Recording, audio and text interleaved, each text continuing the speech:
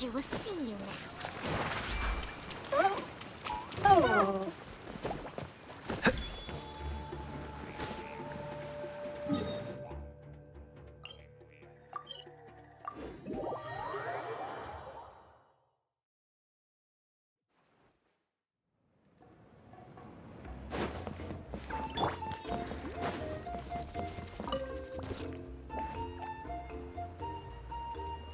Ah, at long last, you're back. I hear you've done much for our people. These many young people have hurt. Well, they won't have to wait. We really hope we can resolve...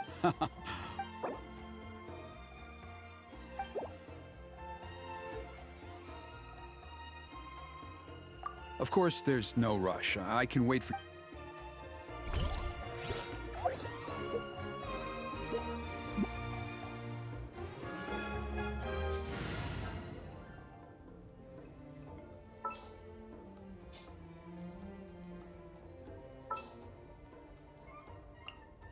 I can't wait any longer! Are you ready? Off we go!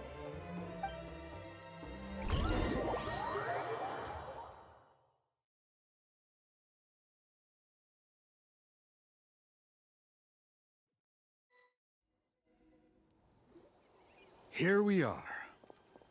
Our honored guests have arrived. I have heard much about your fine work over the past few days. I hope you'll allow us to thank you. Don't worry about it. Getting this huge venue ready must have been a huge task. No need to make extra work for yourselves on our account. Oh, if it means getting the Mountain King issue resolved, no cost is too great to bear. A resolution will come in due course, but every great fire starts as a tiny spark. We must take it one step at a time. No one would disagree with you if that were possible, Chief. But it's been far too long since we've seen a real step forward. Look around you. Can't you see how our numbers have dwindled since the last Turnfire night?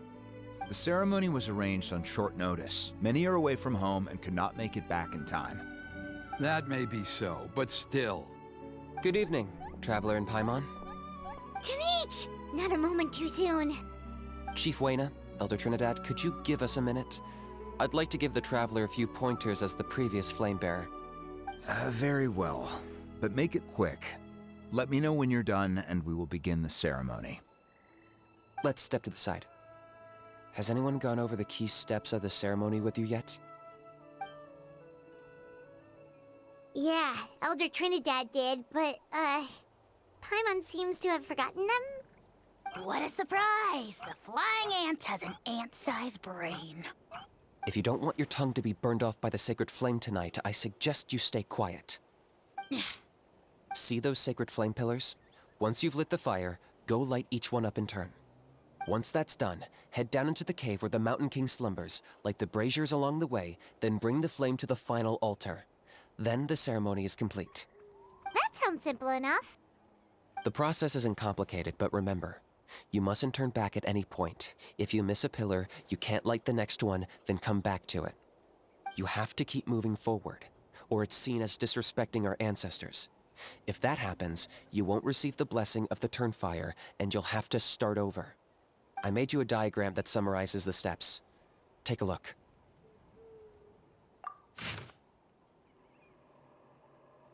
So that's our part. What about you? I'll be with you the whole way, and once you've lit the altar, I'll start summoning the rift. You can leave that side of things to me. Just focus on your part. Okay. We'll try to remember all that and get it right the first time. Ready when you are. But I think I saw Huni and the others just now. Maybe you should say hi before you start. Might make you less nervous. Just tell the chief when you're ready.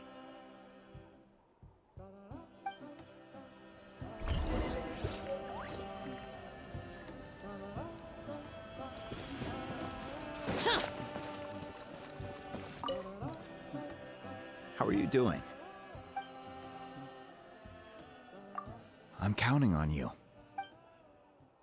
By past fuel and present flame, life marches ever on. My brothers and sisters, The time has come to light the fire once again, and let the Turnfire night shine bright in Hoytzitlan.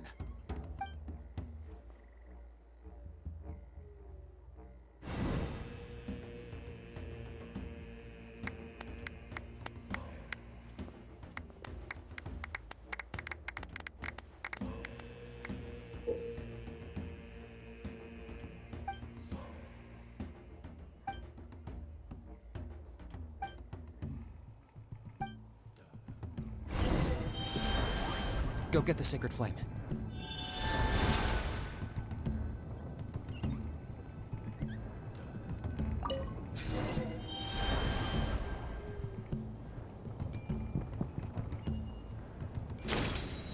Nicely done. Off to a good start. Great stuff.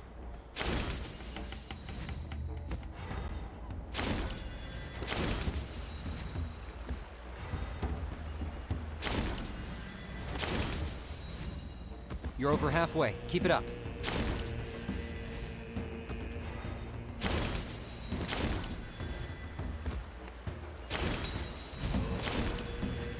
Impressive. Just one more to go.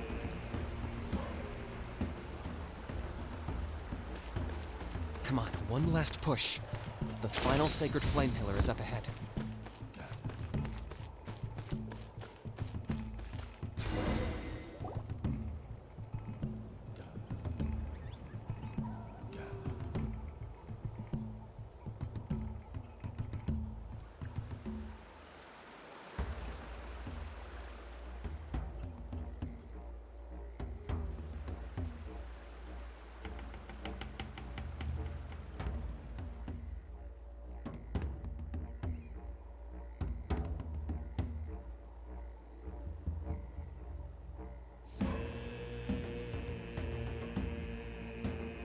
Great. All the pillars are alight. Next, it's down into the canyon and head for the Mountain King's cave.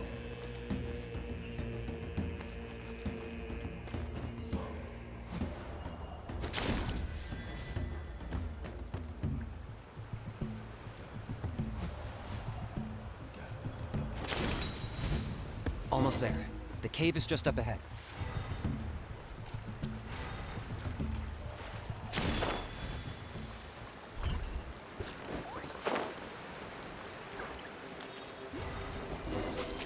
This presence is growing strong.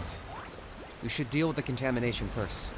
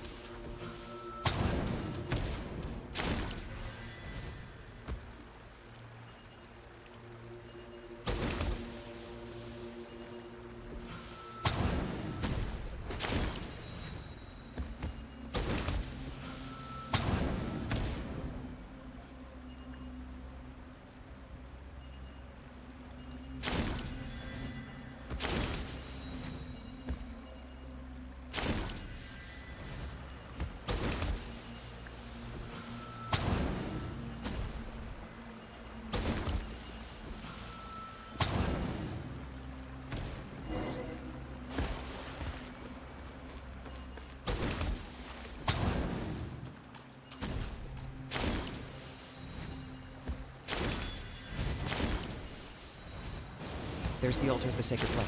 Remember, light up the torches around it first.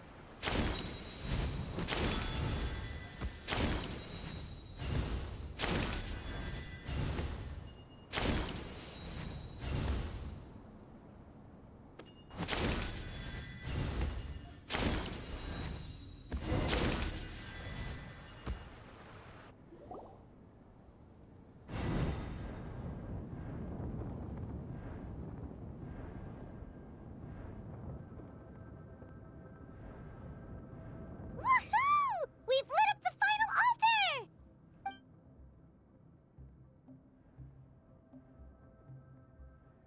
That's the Mountain King up ahead, right? That's him. Kangamato, king of the Yumkasaurs from 500 years ago. He's very powerful. Paimon can tell. He's huge. Let's tread carefully. We don't want to wake him up. You've made it at last. You did even better than I expected. Traveler, now comes the final and most important step of the ceremony. Please use the power of the sacred flame to cleanse the Mountain King of abyssal filth. There's no need this time.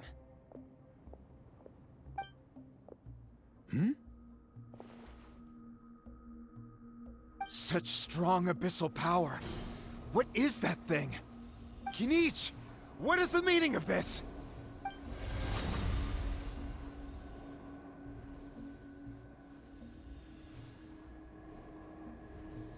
Is that a beastly rift?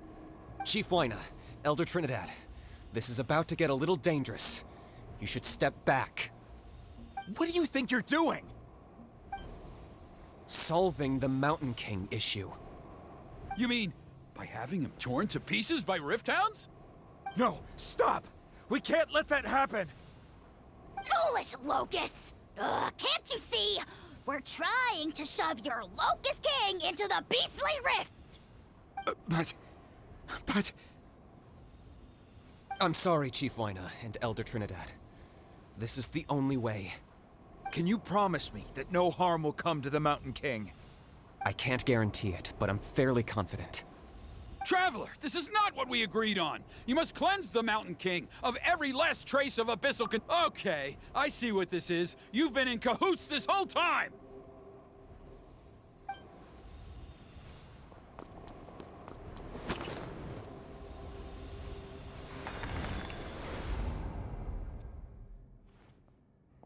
Ugh, you imbecile! What have you done? Oh no! The device is destroyed! You forced my hand. I had no choice. Elder Trinidad! What are you doing?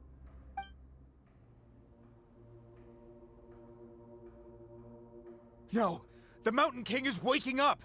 He will cause even more casualties! Everyone, out! Now!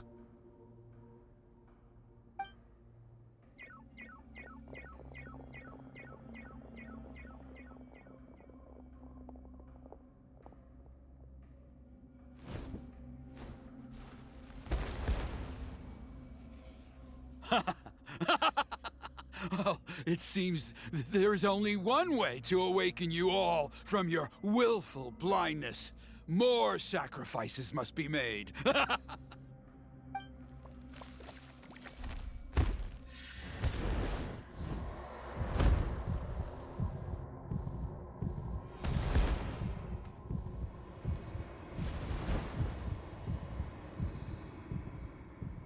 Take me, O Mountain King! Take me as your next sacrifice!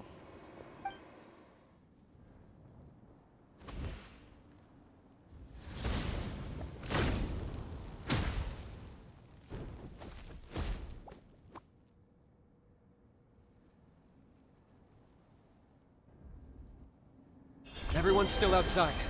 We have to keep the Mountain King here. Give me a hand.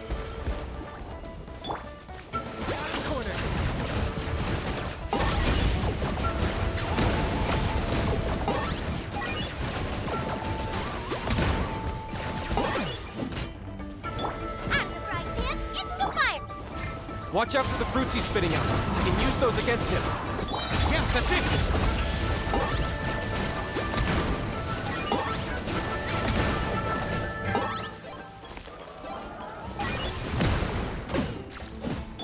Fallen leaves, adorn my night! Boba, get them! Bow before your king! I got him cornered! What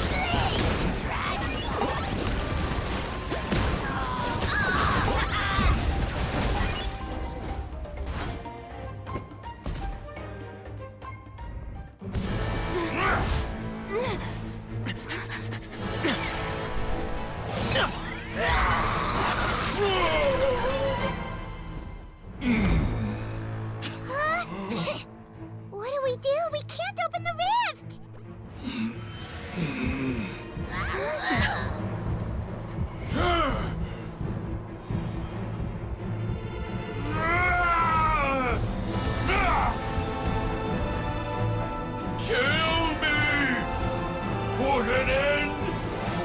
at launch!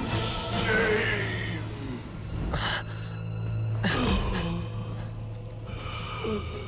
By past fuel and present flame, life marches ever on. Oh, Burkina, I must atone.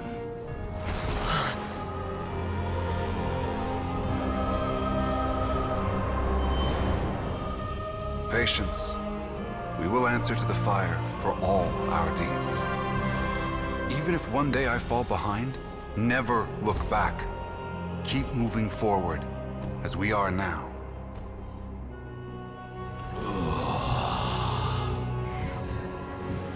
Live with your guilt and shame. This is the price to pay.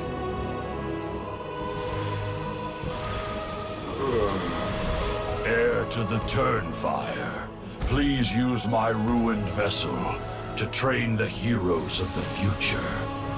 The will of Kangamato will march ever on, till the abyss is stamped out.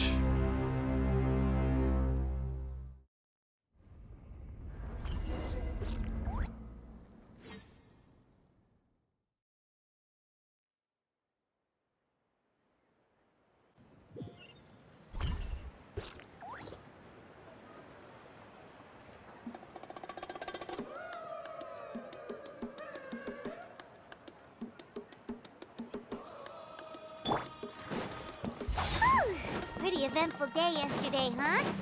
Paimon wonders how things... Traveler, you've come at just the right time. I have some good news for Trinidad's condition is stabilized. He suffered burns on much of his body, but we believe he'll survive. Guess that's the best news we could hope for.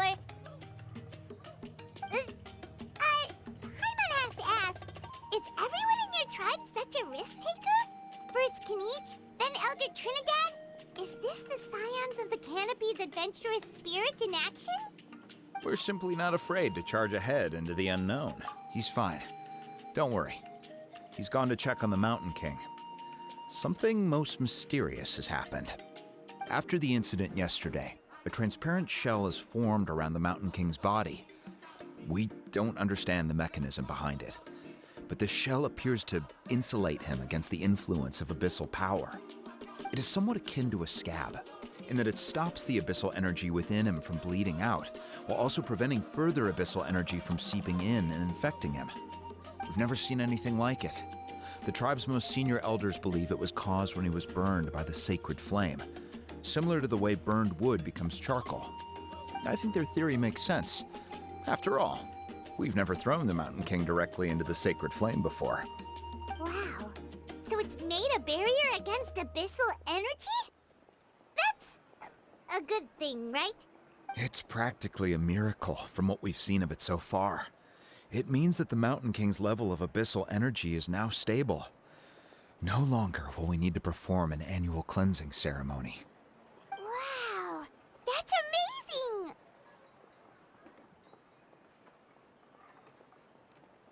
I know what you're thinking. The young people in the tribe are already speculating that yesterday's ceremony was a Turnfire night like none other in our history. Because you and Kinich, you summoned the very flame that appears in our ancient legends. A great transparent ball of fire. And that fire is what saved the Mountain King. Whoa! So that was the real Turnfire? I may be the chief of this tribe, but I've only ever known the Turnfire as a concept in our legends. I cannot answer that question. If anyone can answer it, I suspect it would be the bearer of the Malipo name. He is in the Mountain King's cave as we speak. Ah, so Kinich then. Why don't we go see how he's doing?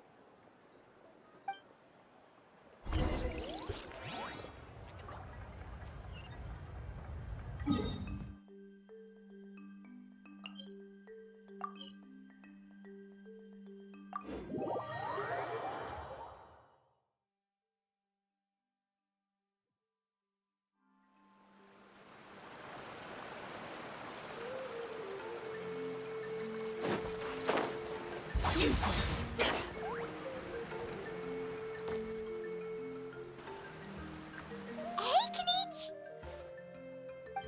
Hey yourselves. You two doing okay after yesterday? We were gonna ask you the same question. You scared Paimon half to death when you rushed into the fire. Sorry, I couldn't just stand and watch the Mountain King get burned alive. So you thought you'd try and extinguish the sacred flame with Dendro? Or is that an attempt to make the almighty Dragon Lord Kahulahow die of laughter? The sacred flame only possesses a fraction of the Pyro Archon's power. It's not as if I was fighting the Pyro Archon herself.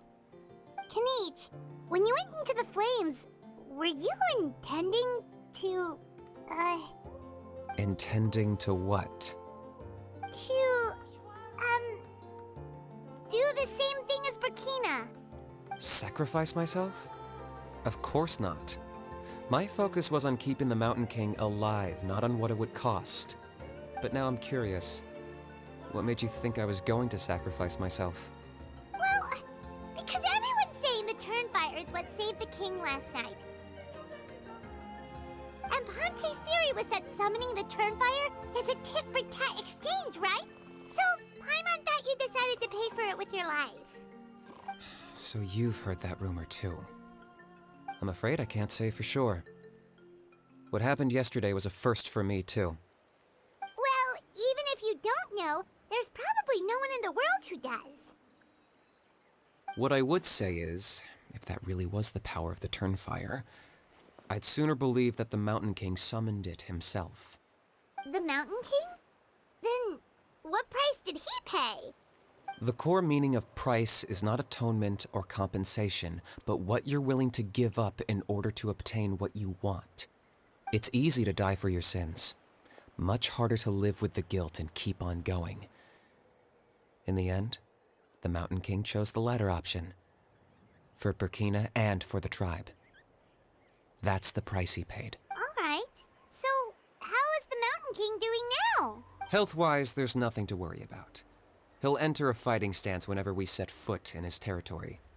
But his attacks are gentler now and not as crazed as before. Like he said yesterday, he just intends to be a sparring partner for people to practice with. Yeah, I tried communicating with him again, but he didn't respond. We dare say that Locust King has well and truly lost its mind. The lights are on, but nobody is home. Its body remains fighting fit thanks to the perverse power of the Abyss, but time has been less kind to its soul. It was ground to a pulp long ago. But we saw him come back to his senses yesterday. That was merely one last burst of brain activity before it croaked. As you humans would say, it went out with a bang. Oh, come on! Stop being such a doomer. Paimon bets the Mountain King has finally let go of the tragedies of the past now, and is focusing on moving forward. That's why he doesn't have time to chat with us. He's too busy thinking about the future. Well, at least it means my fellow tribespeople can move forward now, too. Thank you for your help, Traveler. I owe you one.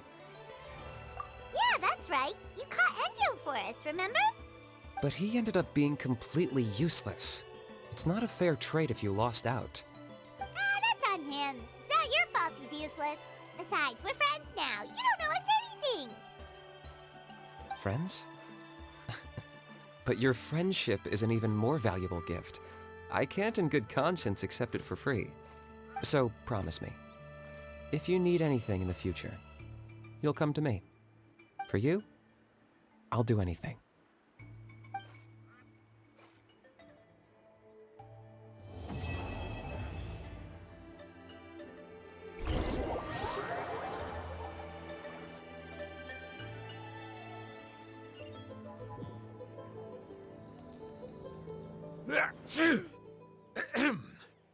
So, in the end, only poor little Huni got the sad ending? Yeah, everyone's happy except me. First Nana, then my dad. Why does everyone in my family have to suffer? Huni, it'll be okay. Your dad will get better soon. Toba, you're my friend, so I shouldn't say this to your face. But it was all the Mountain King's fault. Huh? Now hold your horses, kiddo. If you promise not to fight, Uncle Sanka will tell you a story. Okay, before you roll your eyes out of your skull, I promise you can trust me. I almost got my eyebrows burned off by the Turnfire after last time. That's why I came back, to make it up to you. All right, I'll just get to the point. Do you know what Uncle Sanka loves the most about your people? What? Your extreme sports. Huh? On my first day here, I got hit by someone falling out of the sky. I believe you call it bungee jumping? It's a dangerous sport, to be sure, but the courage it took to make the jump impressed the heck out of me. So, I introduced myself to the jumper, we made friends, and I even helped treat her wounds. Oh, such a nice friend. Of course. Anyway, the good times didn't last, because I got captured by a powerful foe, so we had to part ways for a while. In the hands of the enemy, I was scorned, scolded, and nearly given away as a gift. Oh, it was so humiliating. A horrible experience to look back on. Why does Uncle Sanka always have to suffer, I thought. So I feel your pain, Huni. I was in the same position. But in the end, I made it through, and I left all of those painful memories in the past. I even managed to reunite with my friend. Is that it? The moral of the story is to look forward in life, right? Yeah, we've heard that one millions of times. Sorry, Uncle Sanka, but you're not cut out to be a teacher. Very smart, Huni, but not quite smart enough. What I'm trying to tell you is that after I reunited with my friend, I found her injuries were all healed, but she really missed her family. So, she's right behind you. Turn around and see. Another trick about not turning back? I'm not falling for that one again. Huh? Like, comment, and subscribe for more content.